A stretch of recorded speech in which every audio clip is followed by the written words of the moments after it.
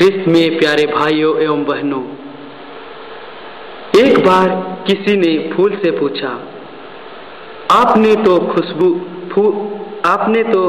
खुशबू दे दिए, परंतु आपको बदले में क्या मिला? लेकिन फूल ने यही कहा, लेना और देना तो एक व्यापार के समान है, परंतु जो देकर नहीं मांगता है वही सच्चा प्यार है। हाँ प्यारे भाइयों बहनों, आज हम आगमन के दूसरे रविवार में प्रवेश कर चुके हैं। जब हम आगमन के इस दूसरे रविवार में प्रवेश करते हैं तो हमें अपने पापों के लिए पश्चाताप, अपने पापों के लिए क्षमा और लोगों के साथ प्यार बांटना है, लोगों के साथ मेल मिलाप करना है। क्योंकि हम यदि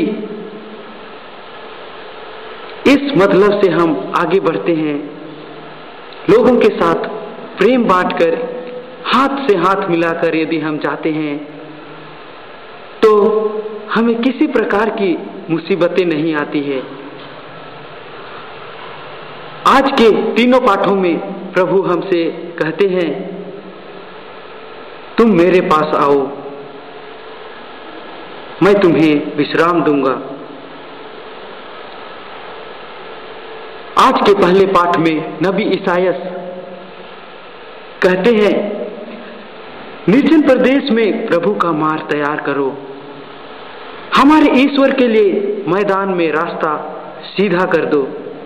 हर एक घाटी भर दी जाए, हर एक पहाड़ और पहाड़ी समतल की जाए, मैदान और कागार को घाटी बना दिया जाए। तब प्रभु ईश्वर की महिमा प्रकट हो जाएगी और सब शरीरधारी उसे देखेंगे, क्योंकि प्रभु ने ऐसा ही कहा है। वह कहना चाहता है कि एक महान गुरु आने वाला है, उसका हम किस प्रकार से स्वागत करें। हम कोई धन दौलत से स्वागत नहीं कर सकते, बल्कि हम प्रभु को स्वागत करने के लिए हमें अपने अंतरतम को साफ रखना है, हमें अपने आप को बदलना है और हमारे मन और हृदय को साफ रखना है। तभी केवल हम इस आगमन काल में प्रभु को स्वागत कर सकते हैं। तथा आज के दूसरे पाठ में संत पेतरुस अपने पत्र में लिखते हैं, उत्सुकता से ईश्वर के दिन की प्रतीक्षा करें, उस दिन आकाश जलकर विलीन हो जाएगा और भूतल ताप के कारण पिघल जाएंगे। हम उसकी प्रतिज्ञा के अनुसार एक नए आकाश तथा एक नई पृथ्वी की प्रतीक्षा करते हैं, जहां धार्मिकता निवास करेगी।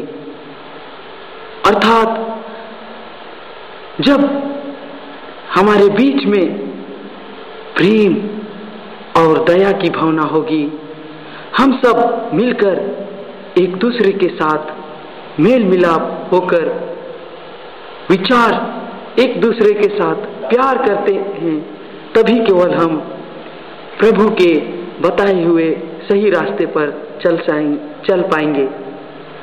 हाँ प्यारे भाइयों, आज इस आगमन काल में हमें पूर्ण विश्वास के साथ प्रभु को स्वागत करना है, अपने अंतरतम को स्वच्छ रखना है, लोगों को ईश्वर की वाणी सुनाना है,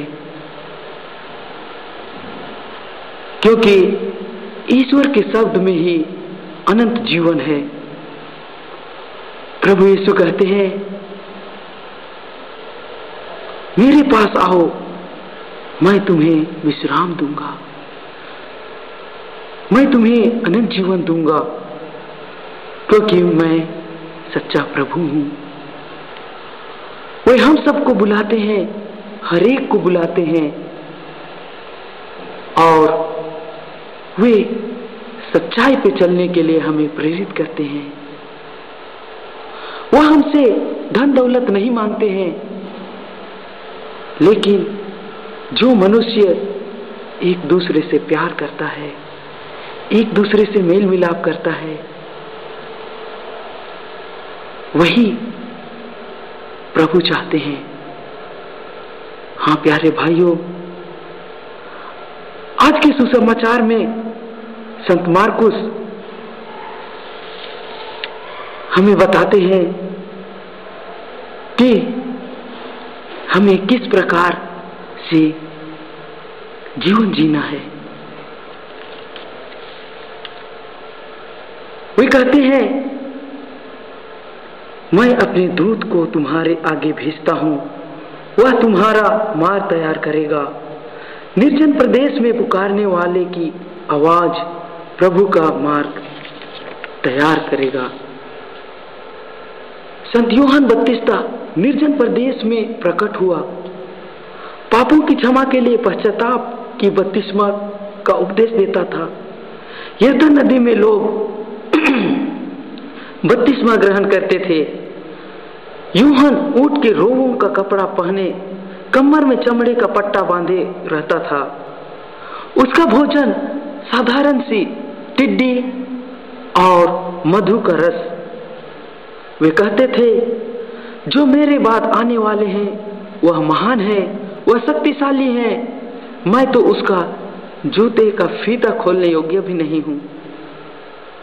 मैं तो तुम्हें जल से बपतिस्मा देता हूं, परंतु जो आने वाला प्रभु है वह तुम्हें पवित्र आत्मा से बपतिस्मा देगा।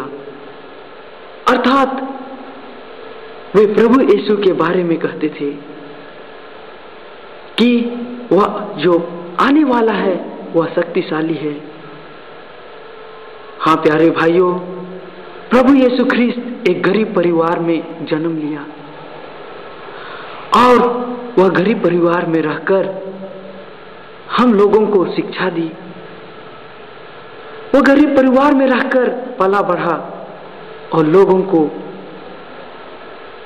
अच्छी शिक्षाएं दी, लोगों को चंगाई दी और लोगों को एक अच्छा जीवन जीने के लिए रास्ता दिखाए।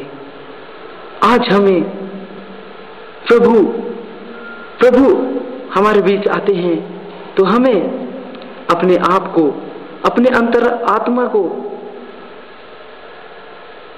स्वच्छ और